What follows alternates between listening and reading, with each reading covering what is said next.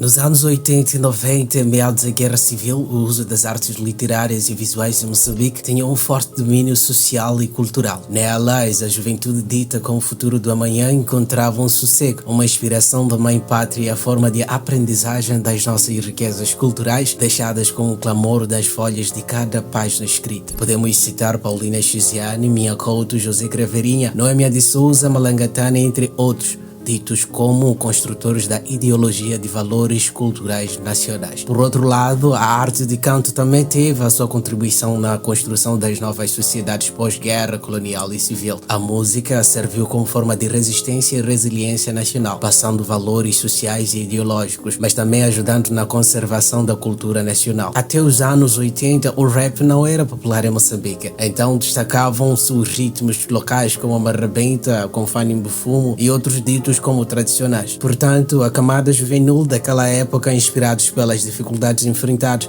procuravam uma forma de expô-las, mas de uma forma segura, já que o ambiente daquela época era cheio de repressão autoritária. O rap tomou então as rédeas dos dizeres dos jovens e com ela trouxe vários nomes que se destacaram nesse cenário. Mas houve uma voz que, para além de ganho e reconhecimento social, sofreu perseguições por conta da sua atuação no cenário político nacional, usando apenas a sua voz.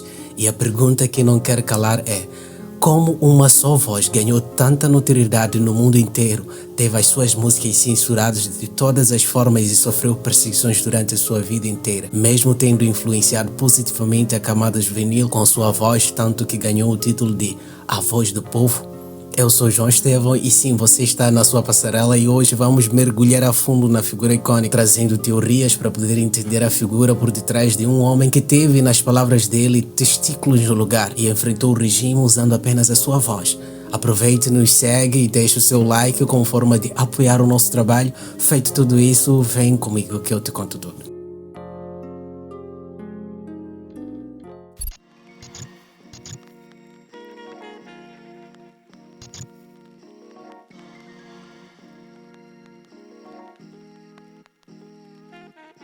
Nos anos 2000, marcava para o mundo o segundo milênio e para Moçambique demonstrava a esperança para um povo que vinha das duas guerras mortais, a guerra colonial e civil.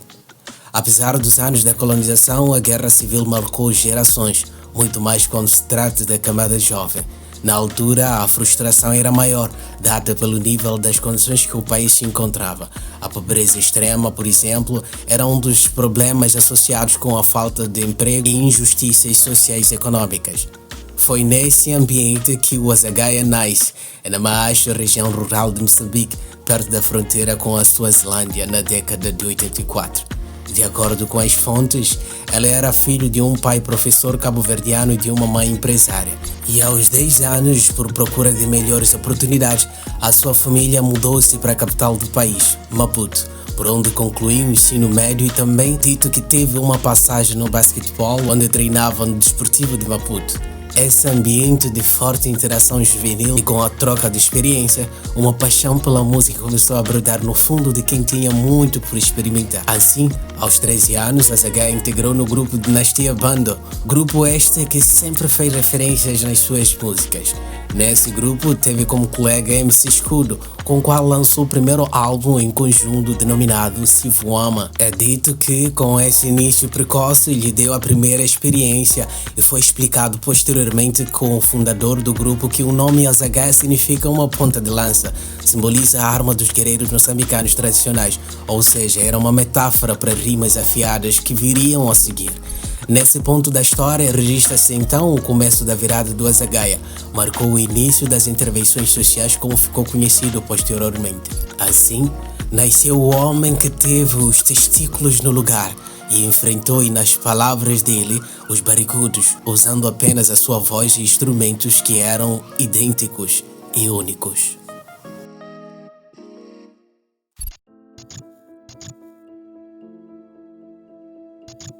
A virada na carreira de Azagaia deu-se em 10 de novembro de 2007, com o lançamento do primeiro álbum solo Babalazi, que significa ressaca em Xangara, pelo Cotonete Records. O disco vendeu recordes já no dia de estreia e revelou Azagaia como porta-voz de amplos setores da população. Em fastas como As Mentiras da Verdade, ele batia duro no governo e nas estruturas do poder, dizendo o que toda a gente pensa, mas ninguém tem coragem de verbalizar. O dito "e se eu dissesse" teve muito impacto social depois da música ser liberada. Este foi um marco no rap da intervenção moçambicana. As letras não se restringiam aos problemas cotidianos comuns. Azagaia evocava episódios marcantes da história do país, como a morte de Samora Machel, o assassinato do jornalista Carlos Cardoso e casos de corrupção envolvendo grandes empresários e políticos. Haviam os barricudos como responsáveis para o sofrimento e injustiça do povo moçambicano. Em Babalazas, Azagaia também alfinetava figuras públicas de forma irônica e contundente.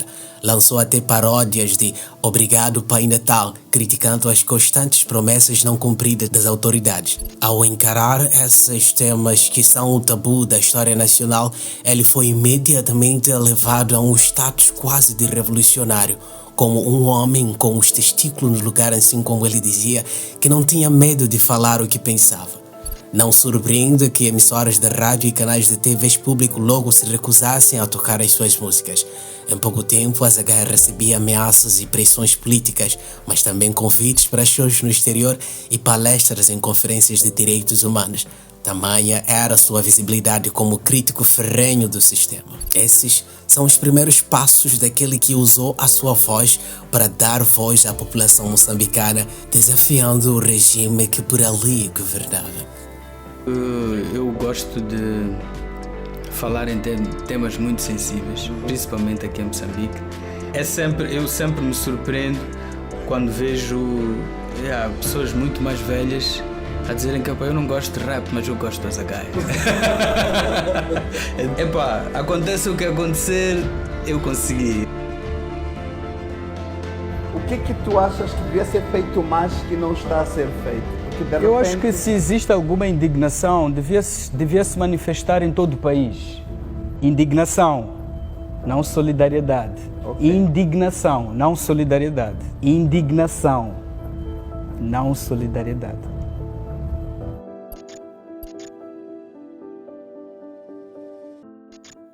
A crítica aberta e direta tinha consequências práticas.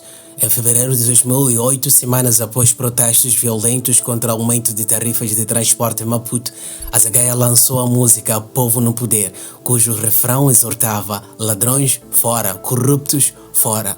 Dado que quando o hit viralizou, ele foi intimado a prestar esclarecimentos na Procuradoria-Geral da República sobre a acusação de atentar contra a segurança do Estado. Questionado pelos procuradores, Azagaia defendeu-se dizendo que suas rimas não instavam à violência, mas apenas davam a voz ao descontentamento popular. Os versos proibidos de facto deixaram políticos do partido no poder visivelmente incomodados. Parlamentares governamentais chegaram a rotulá-lo de porta-voz da oposição, reforçando seu perfil de dissidente público. Já tentaram acabar comigo, já me acusaram de coisas que eu não fiz. Já me levaram à procuradoria por fazer uma música a falar sobre a vontade do povo, não é? Já mentiram para mim dizer que em nenhum momento isso não me afetou em nada. Isso não me afetou em nada. Só foi quando começou a consumir. Pelo contrário, isso aumentou a minha raiva. Esperava-se que com essas acusações ou chamamento de atenção por parte das autoridades pudesse o conter. Ao contrário, elas só o fizeram ver que a sua luta tinha sim uma causa. É daí que as suas rimas dispararam mais do que um foguete. Por exemplo, em 2009 lançou Combatentes de Fortuna, inspirado em crises internas. Em 2010 veio o Arri, um relato ácido sobre um esquema de tráfico de drogas envolvendo figuras de alto escalão. Foi após essas denúncias que as pressões se aciraram.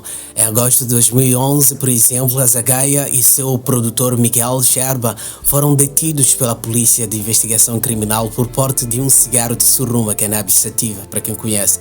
Poucas horas antes do show em Maputo, a detenção inesperada, que durou apenas 48 horas, levantou suspeitas de que as autoridades buscavam pretextos para o intimidá-lo. Assim que se viu livre, Azagaia declarou que aguardaria o processo em liberdade e que nada o impediria seu impulso criativo. E de facto, cada ato de pressão contra ele, o público fazia vê-lo ainda mais como a voz da maioria. tanto que lançou a música Confessões como forma de desabafo, mas também não fugiu do habitual, criticar as autoridades.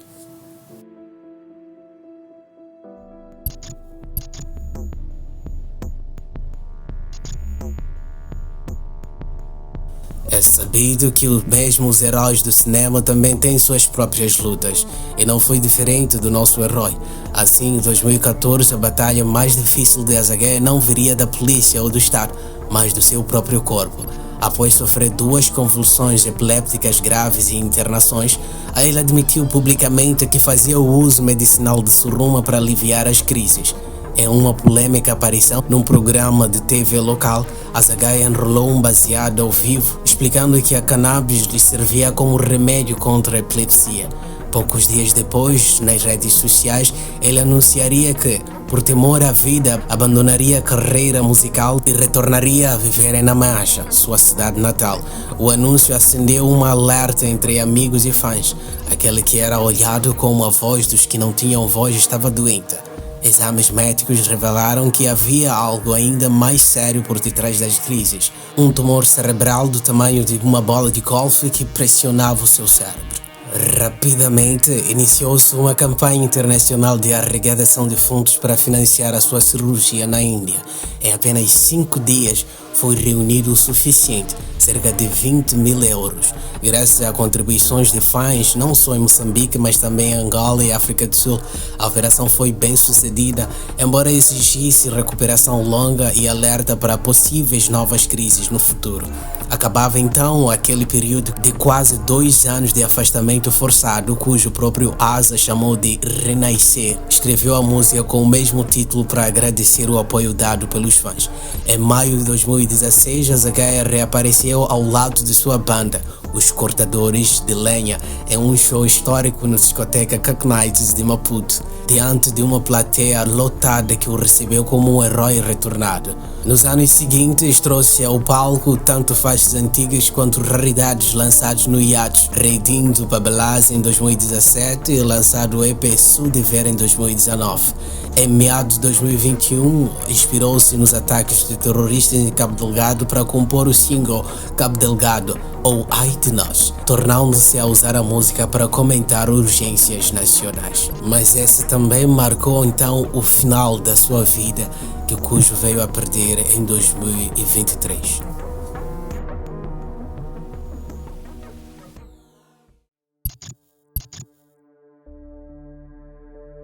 Azaghai vivia em luta por um terceiro álbum quando seu corpo faltou ao batimento final. Em 9 de março de 2023, ele sucumbiu repentinamente em Congolote, nos arredores de Maputo. Embora nunca tenha sido divulgado oficialmente a causa exata da sua morte, alguns relatos jornalísticos afirmam que ele teria sofrido uma crise epiléptica doméstica, caído de uma escada e sofrido graves lesões na cabeça. O governo moçambicano e a família do rap nunca confirmaram essa versão de forma pública, abrindo assim uma porta para teorias de conspiração. O impacto imediato foi de choque e solidariedade. No dia 14 de março, o corpo de Azaghai foi velado no Conselho Municipal de Maputo e depois sepultado no cemitério de Michel Futeni, que por sinal também descansa o corpo do advogado do povo, o Elvino Dias, assassinado em 19 de outubro de 2024.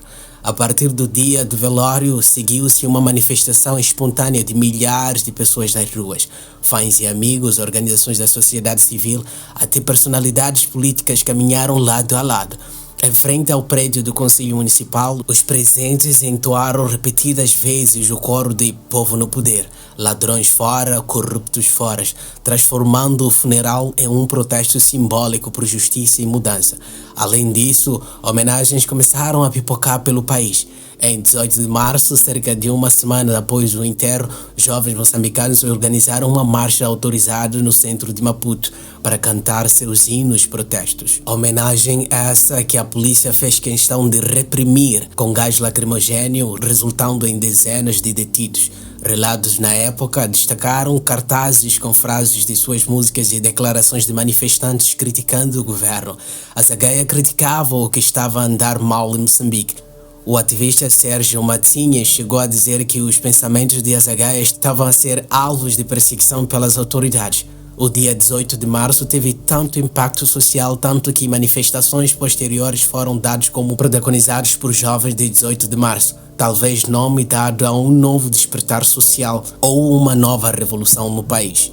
Dias depois, protestos similares voltaram a ocorrer sem aviso prévio em várias cidades, em sinal de que os jovens autodenominados Geração 18 de Março não esqueceriam daquele legado. A ativista Quitéria, líder desse movimento, afirmou à DW que os moçambicanos sentem a necessidade de ocupar um espaço cívico para exigir respostas e responsabilização pela repressão sofrida.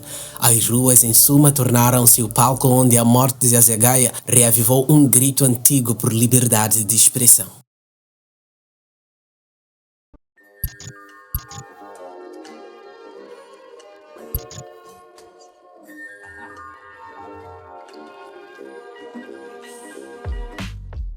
Saudado como um rapper único pela ministra da Cultura na altura, Azagaia deixa um legado difícil de misturar. Ele foi apontado por amigos e críticos como alguém sem medo num estado em que há muita perseguição e limitação dos direitos. De facto, logo após a sua morte, começaram a ecoar recomendações de que sua obra seja estudada em escolas e universidades moçambicanas e até propostas de erguer uma estátua em sua homenagem. Seu nome passou a simbolizar a coragem de falar o que muitos pensam, e muitos jovens dizem que perderam o medo de exigir mudanças inspirados por ele. Como resumiu o pastor Albino Manguini, muitos moçambicanos falavam através do Azagaia. Em sua discografia, Azagaia lançou no total 3 álbuns solos e um com seu grupo Dinastia Bantu. Ele transfigurou a indignação popular em arte, estimulando debates até então censurados. Ainda que tenha partido prematuramente, a verve combativa das suas rimas segue alimentando movimentos sociais e inspirando novas vozes. Seu funeral e as manifestações posteriores provaram que ele morreu no corpo, mas renasceu na luta de uma geração. O cenário cultural e político de Moçambique não será o mesmo sem ele, mas suas palavras continuam pulsando, incitando cidadãos a cobrar seus direitos e enchendo de vida as ruas que a censura tentou esvaziar. A chama de Azagaia permanece acesa em cada canto onde se canta Povo no Poder. Deixou saudades para fãs e amigos, ao mesmo tempo uma herança inestimável para o povo moçambicano que encontra amparo nas suas rimas deixadas. E nós ficamos felizes por trazer esse conteúdo para ti. Deixa o seu comentário e nos segue para não perder os nossos próximos episódios.